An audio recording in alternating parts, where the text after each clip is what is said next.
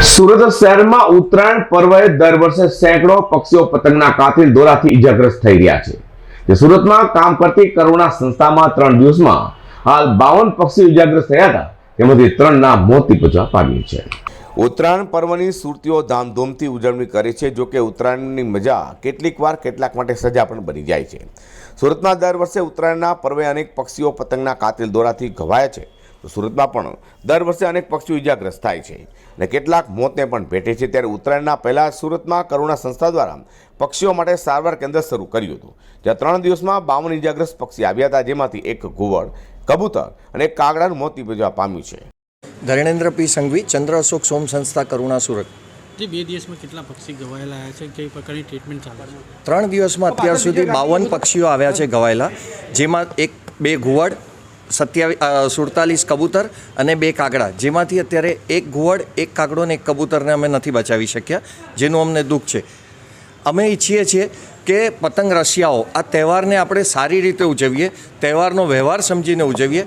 તહેવારમાં જે કાચના માંજા વાપરીએ છીએ, ચાઇનીઝ માંજા વાપરીએ છીએ, એ ન વાપરીએ. સાદા ઓલાથી તમે શાંતિથી તહેવાર ઉજવો. તહેવાર હંમેશા ઉજવવા જ જોઈએ, એ આપણી સંસ્કૃતિ છે, પણ બીજાને નુકસાન થાય એવી રીતે ન ઉજવીએ.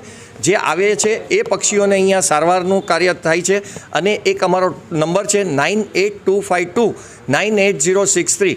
આ નંબર પર તમે એક મિસ કોલ કરશો અથવા હાઈ કરશો તો ગુજરાત અને મુંબઈના આવી જેટલી બી સંસ્થાઓ કાર્યરત છે, એ ત્યાં બી આવા કોઈ પક્ષીઓ ઘવાય તો એ નંબર પરથી તમને મળી જશે, એટલે એ પક્ષીને બી તમે બચાવવામાં સફળ થશો. કઈ પ્રકારની આ પક્ષીઓને ઈજા પહોંચે?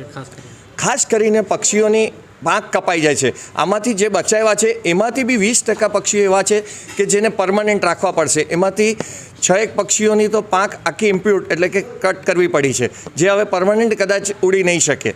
એટલે આપણે બી જો આવી રીતે ઘાયલ થઈએ તો આપણા પરિવારની શું દશા થાય, એવું વિચારતા આ પક્ષીઓ, આપણને એમ લાગે કે આપણે તો એક જ પતંગ ચગાવ્યો હતો, મારા પતંગથી કે મારા માંજાથી નથી કપાયો, પણ પછી જે માંજા લટકેલા રહી છે, જે ઝાડવામાં, એ બધે એ ઉતારવાનું બી પ્રયાસ થોડો કરો, એ ઉતારવામાં બી થોડી સફળતા મેળવો, એવી અમારી અપેક્ષા છે. સુરતમાં ઉત્તરાયણ પર્વે પતંગના કાતિલ દોરાના કારણે અનેક પક્ષીઓની સાથે વાહન ચાલકો પણ ઇજાગ્રસ્ત થાય છે. તે લોકોએ પણ ઉત્તરાયણમાં કાચવાળા કાતિલ દોરો નહીં પરંતુ સાદા દોરાથી પતંગ ચગાવવા અપીલ કરાય છે. અઝર કુર્સી સાથે પ્રકાશવાળા.